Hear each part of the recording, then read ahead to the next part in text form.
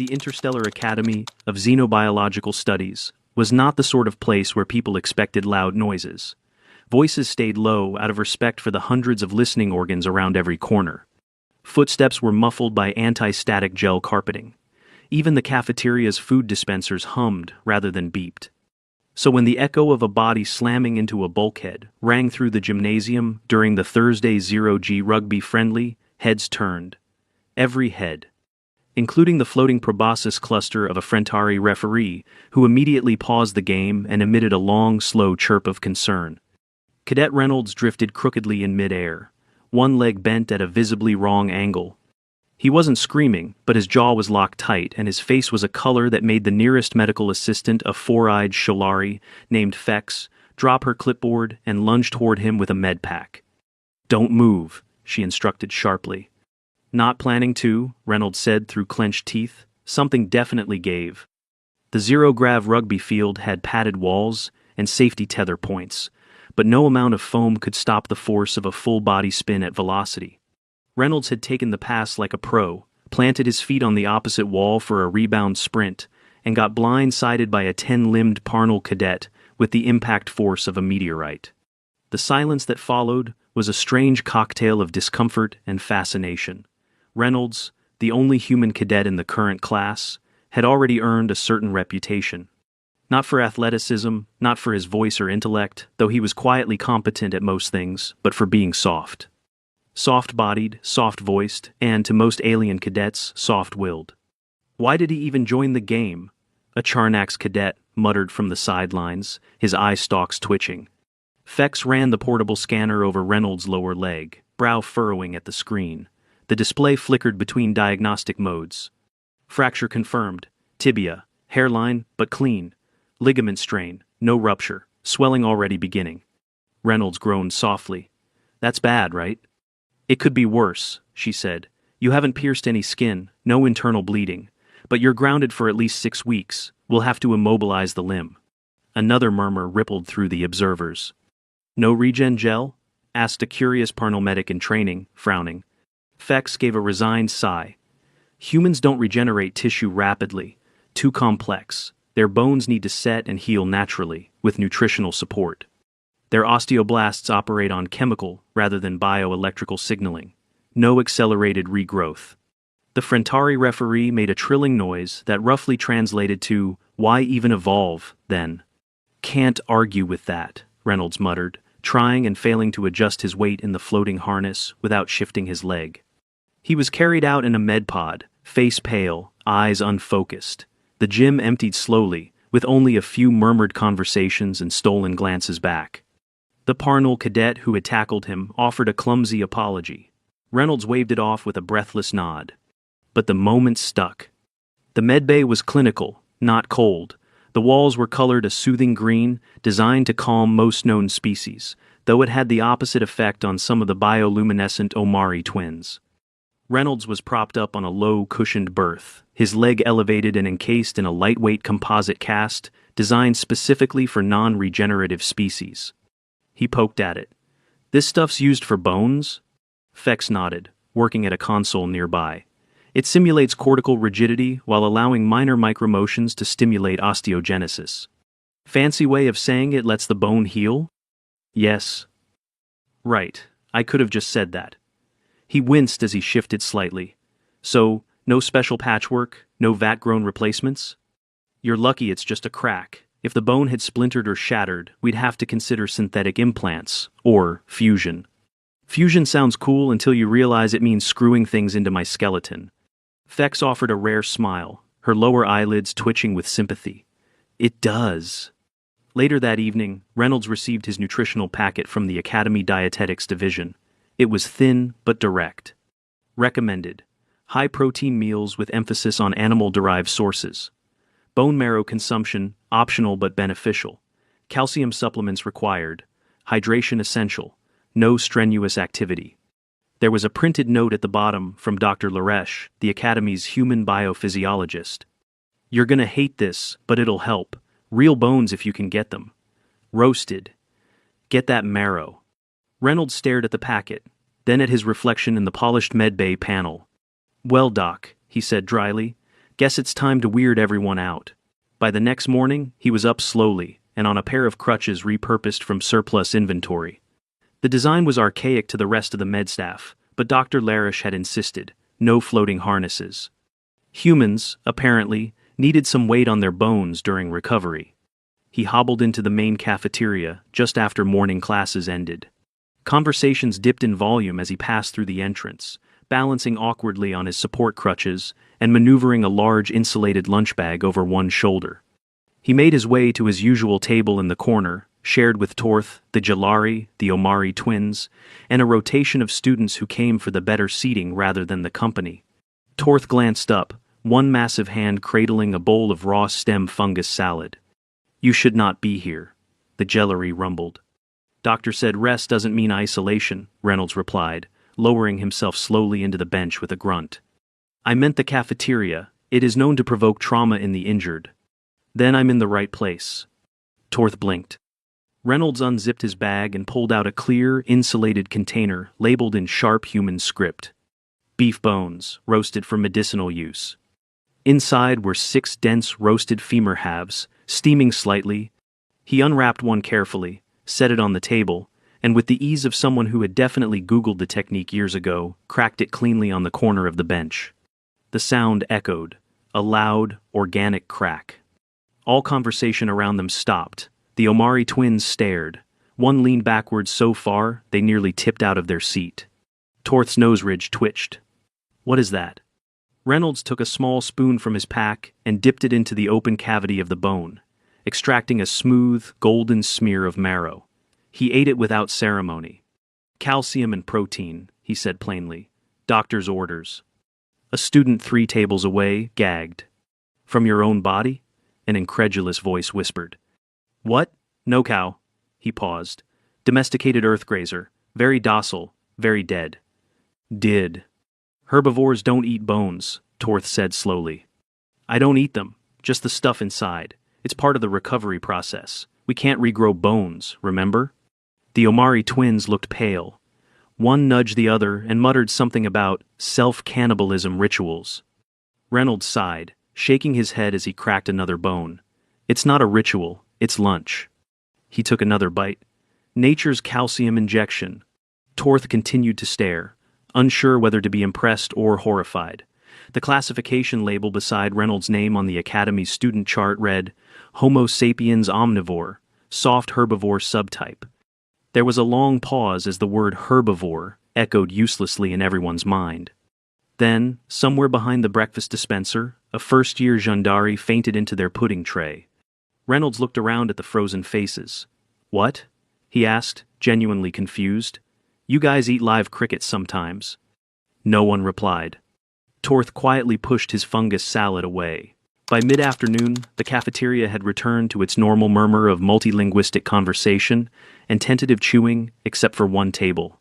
The corner booth, usually shared by a handful of upper-year cadets and a Galari who could eat an entire rootstock cluster in under 7 minutes, sat awkwardly quiet. Reynolds, still shifting gingerly on his crutches, had excused himself shortly after the Marrow incident. Not dramatically, no grand exit. Just a quiet nod, a glance toward the table where a full Jandari was now being checked for synaptic shock, and a muttered, "Think I'll take the rest to go." He left behind 5 clean femur halves and a cafeteria population grappling with what they had just witnessed. Torth remained seated. The Omari twins had excused themselves to process the experience, leaving their meal trays untouched. A bowl of turmeric-colored lentils sat steaming next to the untouched fungus salad. Torth glanced at both and then at the greasy remains of Reynolds' lunch, still faintly aromatic with salt, marrow fat, and rendered bone. "Calcium and protein," he muttered. Elsewhere in the academy, the whispers began. The incident had been recorded. Naturally, security drones hovered unobtrusively at every major hub, and someone had already clipped the moment Reynolds cracked the first bone and added dryly, "Nature's calcium injection." By sundown, that clip had over 12,000 inter-academy views. It appeared on the shared comms board under the tag, Species Behavior, Unexpected Human Dietary Methods. A few captions misinterpreted it completely. Human performs recovery ritual with ancestral bones. Omnivore ruse confirmed. Herbivore deception no longer sustainable. Is this self-cannibalism? Experts divided. At least 3 mid-level researchers in comparative physiology requested a review of Homo sapiens' dietary classifications. And in the shared hallway that evening, Torth caught up with Reynolds. He was slow to approach, heavy steps softened by his broad, jointed limbs. Reynolds was hobbling toward his dorm unit, balancing a tray of packaged human food items and what looked like a thermos labeled bone broth. Simmered 12 hers. You disturbed them, Torth said finally. Did I? Reynolds stopped, shifting the tray awkwardly as he leaned on one crutch. Because I was under the impression they disturbed themselves, I just had lunch. Torth glanced at the thermos. From the insides of bones. Marrow, it's not that strange. We just don't usually eat it in front of anyone who recoils at boiled cartilage. I once consumed an entire fermented meat brick prepared by a Norgali. It screamed when exposed to air. And I'm the one upsetting lunchrooms? Torth made a low sound that might have been agreement or confusion. You're herbivores, that is what they say. Reynolds gave him a tired smile. We're omnivores. You just don't believe it because I don't have pointy teeth or a jaw hinge that clicks. Your kind never hunts. We used to, he raised an eyebrow. Then we invented supermarkets and glass door freezers. Evolution got lazy after that. Torth looked genuinely pensive, processing something too big to say out loud. After a pause, he motioned at Reynolds' cast. Does the marrow help? Reynolds nodded. Slowly. Human bones aren't just brittle, they're slow to fix. 6 weeks minimum, if I'm lucky. Maybe more. Pain's manageable, but I feel like I'm walking on a broomstick. The Jalari nodded, absently touching his own shoulder, where a regenerating plate had recently fused. My kind regrows within hours, but it itches like moss rot. I'd kill for moss rot. I get a plastic boot. And dietary lectures. They stood in silence for a moment until Reynolds tilted his head slightly. You know, if you're curious, I've got lentil stew back at the unit. You won't scream from it. Probably. Torth blinked. Lentils. Legumes. Very earthy, very gentle. Won't challenge your digestive identity. I'll consider it, Torth said stiffly and walked off, as if unsure whether the invitation was a trap. By the next morning, new signs had gone up on the cafeteria walls. Notice. All students must label consumables clearly if consumed in communal areas. Species sensitivity protocols apply. No unapproved bone cracking in shared spaces. Interstellar Academy Ethics Board. Beneath the printed notice, someone had stuck a post-it with a marker drawing of a femur wearing sunglasses. Reynolds found it on his way to breakfast and shook his head. Fame at last, he muttered. The cafeteria was quieter than usual. Fewer eyes tracked him, but those that did held less suspicion and more guarded respect. He found Torth already seated, fungus salad replaced with something that resembled vegetable puree, and an unopened side container. You're early, Reynolds said. I wanted to avoid the crowd, Torth said. Also, I brought something. He slid the container over. Reynolds popped it open and peered inside. You made lentils? They were not difficult, Torth replied. Boil, stir, season. And I used no animal product. I believe it is called vegetarian style. Reynolds stared at him. Did you just say vegetarian? It was written on the package. I read labels now. Good. Soon you'll be moralizing about quinoa. Torth snorted, or made the Jalari version of one. I do not know what that island. You will. They sat in companionable silence, Reynolds eating carefully chicken thigh and a small side of roasted marrow bones in bite-sized halves. Torth poked experimentally at his lentils and tasted one. He made a thoughtful noise, then reached for the salt. Behind them, someone whispered, He's doing it again, but no one fainted this time. Later that week, Reynolds was summoned to a scheduled seminar on comparative bone regeneration hosted by Dr. Larish. It was meant to be a technical discussion, mostly postgrads and xenome researchers, but the back rows were packed with curious underclassmen who whispered and passed notes. Larish clicked through slides on skeletal density variations and healing rates. When the slide turned to human fracture recovery protocols, Reynolds' face was on screen. Eating marrow, mid-spoonful. He froze. Cadet Reynolds, Larish said without turning. Would you care to comment on your current recovery process? Reynolds cleared his throat. Pain's down, bone stabilizing, nutritional absorptions in line with projections. Doctor's orders remain unchanged. Eat, rest, repeat. A hand shot up from the back.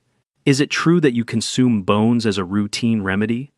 Reynolds gave Laresh a sideways glance. Technically no, he said, then shrugged. But I broke a leg. I'll take all the help I can get. A Frentari postgrad tapped her notes. Is it psychosomatic or biologically sound? Reynolds pointed at the marrow. Same stuff our bodies make when they're building bones. I'm just skipping the middleman. That night, Torth showed up again at Reynolds' door. He carried a small notepad and looked mildly embarrassed. I want the lentil recipe. Reynolds stepped aside. You're ready. I am not, Torth muttered, but I feel the universe demands it. The Academy's species classification charts hadn't been updated in nearly a decade. Not because the staff was lazy, far from it, but because evolution, in most corners of the galaxy, had the courtesy to slow down once starships entered the scene. Most sapient species were well documented, thoroughly indexed, and color-coded by everything from dietary requirements to regenerative capacity. Homo sapiens, meanwhile, had been safely listed under the omnivore herbivorous tilted designation since their induction into the coalition. The description included descriptors like soft-tissued, non-predatory, domesticated range physiology. The Jellari had mocked it gently for years. The Sholari used it to assign seating in multi-species seminars. The Charnax ignored it entirely until Reynolds broke a leg and then consumed roasted bones in full view of 24 species. By week 2, the Classification Review Committee had formally requested an audit. And so, Reynolds found himself summoned again, not to the infirmary, not to Dr. Laresh's office, but to the 4th subfloor of the Academy's bureaucratic wing, a section of the complex so painfully sterile that even the cleaning drones wore visors. A mechanical chime sounded as he limped in. The committee room had no windows, just a long table and 6 representatives in low hover chairs. Each had a console, a data sheet, and an expression ranging from skeptical to deeply uncomfortable. You requested me? Reynolds asked, eyeing the lone chair positioned directly under a blinding spotlight. Yes, said the lead representative, a cylindrical Vortan with a larynx that vibrated in 2 octaves simultaneously. Please sit, carefully. Reynolds lowered himself with practiced effort. A tall Mavari tapped at her screen. Cadet Reynolds, as you are the sole human in current attendance at the Academy, your behavior directly influences species classification policies. You are aware of this, yes? I am now, Reynolds said. The Vortan's upper eye swiveled. Multiple eyewitnesses and a rather popular footage segment indicate that you consumed animal bone marrow following a skeletal injury. Is this a cultural ritual? No, it's a nutritional choice, recommended by a medical professional, for bone healing. You were seen cracking the bone open with physical force.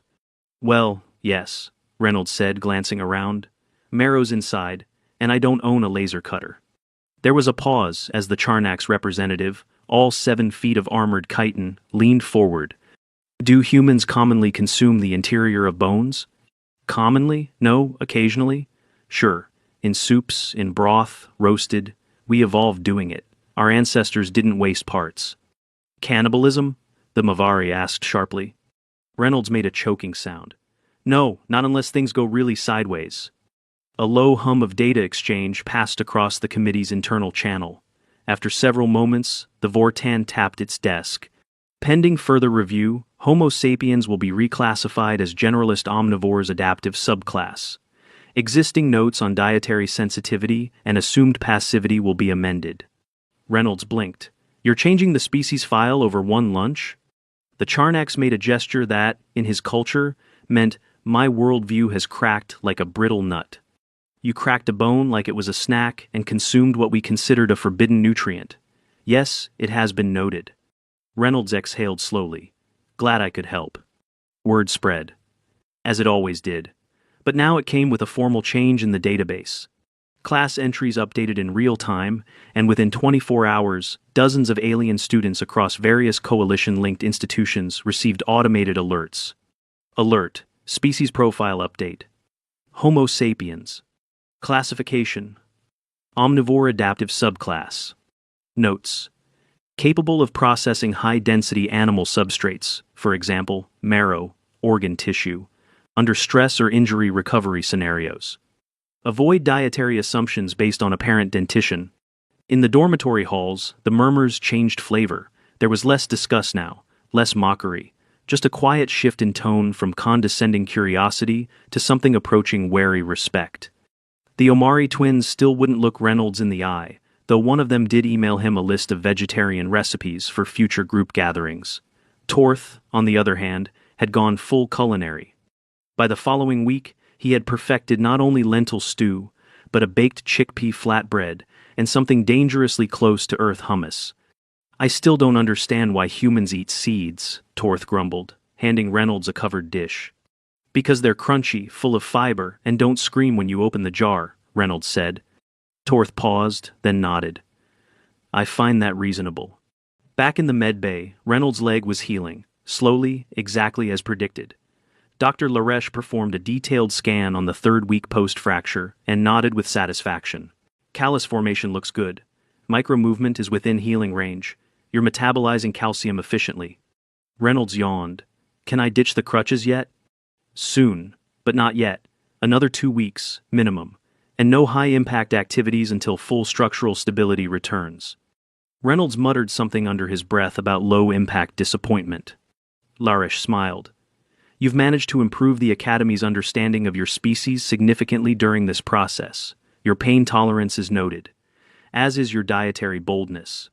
"Doc, I just ate a thing that was inside another thing. That's not bold, that's Tuesday on Earth." She laughed quietly. The ethics board added a new category to the food labeling rules.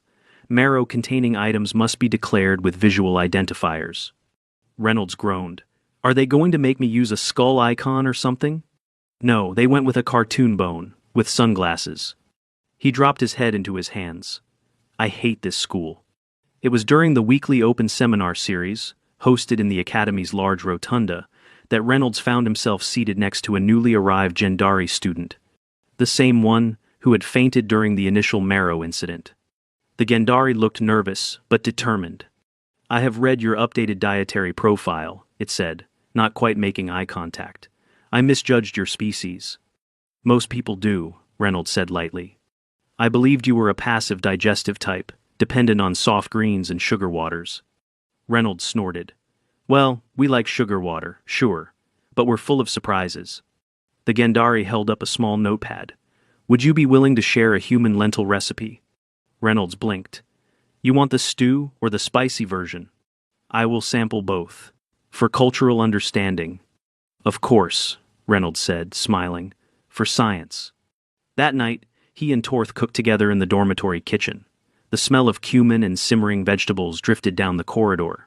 A few curious students poked their heads in. One sniffed and cautiously asked if it contained bone traces. "No," Reynolds said. "Just legumes." "What's a legume?" "Basically a protein pod that doesn't judge you for being vegetarian." Someone else leaned in. "Does it help with bone healing?" "Not directly, but it helps with everything else."